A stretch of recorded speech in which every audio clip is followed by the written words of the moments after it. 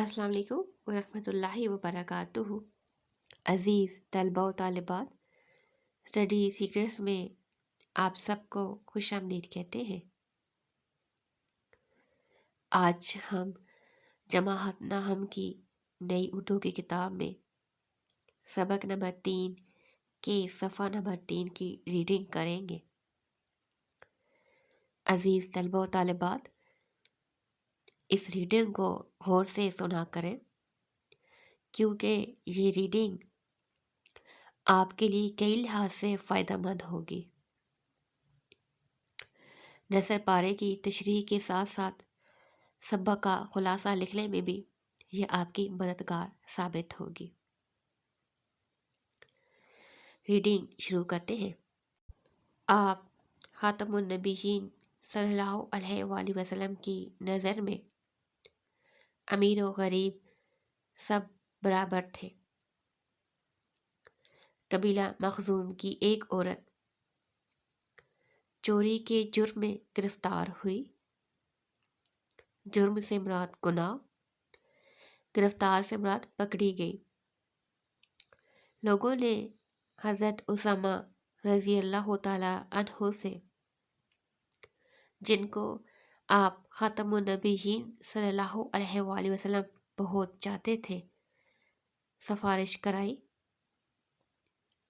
हजूर ख़ातमुन नबीयीन सल्लल्लाहु अलैहि वसल्लम ने सबसे फरमाया, तुमसे पहले की कौमें इसलिए बर्बाद हो गई कि जब कोई बड़ा आदमी जुर्म करता तो उसको छोड़ देते, और जब मामूली आदमी जुर्म करता तो वो सज़ा पाता।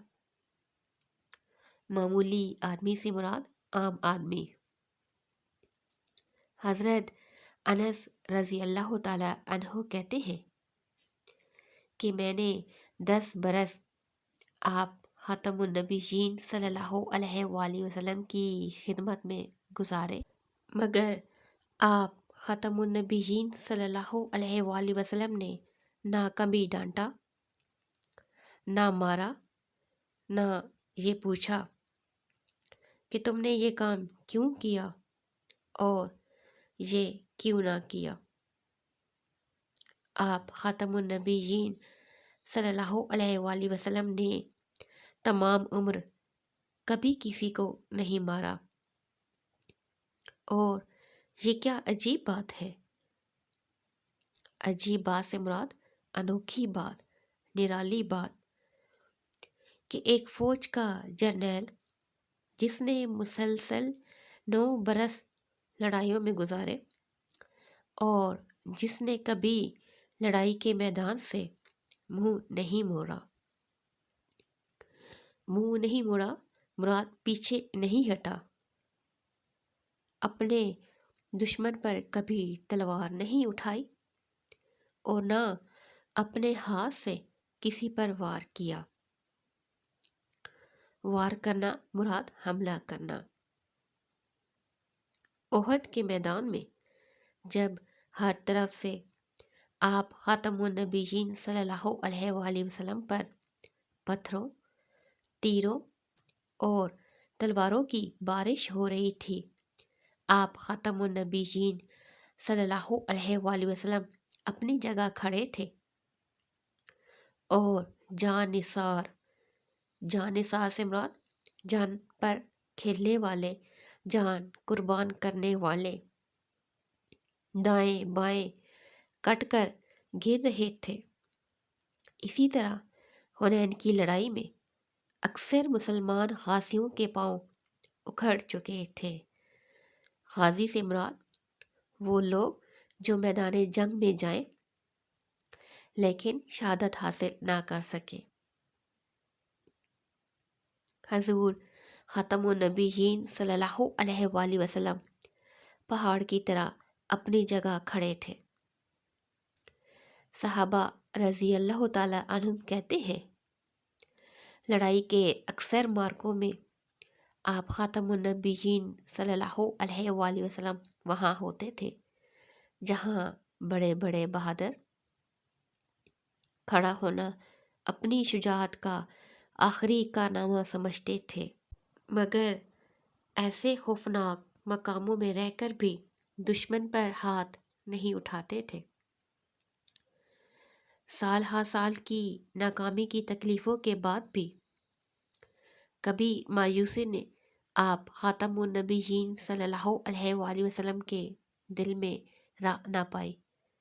سال ہا سال سے مراد کئی سالوں کی ناکامی کے بعد مایوسی، نا امیدی، اور آخر وہ دن آیا جب آپ خاتم النبیین صلی اللہ علیہ وآلہ وسلم اکیلے سارے عرب پر چھا گئے۔ مکے کی تکلیفوں سے گھبرا کر ایک صحابی نے درخواست کی، یا رسول اللہ، آپ ہم لوگوں کے لیے کیوں مدد کی دعا نہیں فرماتے؟ یہ سن کر آپ خاتم النبیین صلی اللہ علیہ وآلہ وسلم کا چہرہ مبارک سرخ